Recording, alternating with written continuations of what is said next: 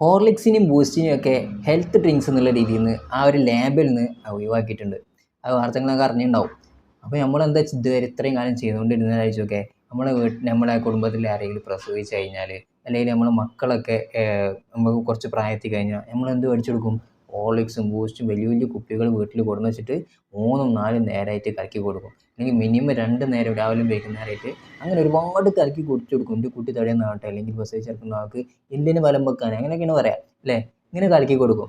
ഇതിനെ ഇങ്ങനെ ഈ ലാബിൽ ഒഴിവാക്കി കൊടുക്കാനുള്ള കാരണം എന്താണെന്ന് അറിയാം നിങ്ങൾക്ക്? അതിലുള്ള അത്രയും ഷുഗർ കണ്ടന്റ് ആണ്. ഷുഗർ എന്ന് പറഞ്ഞാൽ ഒരുപാടാണ്, കുറച്ചൊന്നുമല്ല. നമ്മൾ വാരി തിന്നുന്ന പോലെയാണ്. വെറുതെ ഈ ഹോർലിക്സ് കുറച്ചെടുത്തിട്ട് വായിൽ വെച്ച് നോക്കിയാൽ തന്നെ അറിയാനുള്ള ഷുഗർ എത്രത്തോളം എന്നുള്ളത്. അപ്പോൾ ഇത്രയും ഷുഗറുള്ള ഈ സാധനം ഇങ്ങനെ കലക്കി കുടിക്കുമ്പോൾ എന്താ സംഭവിക്കുക?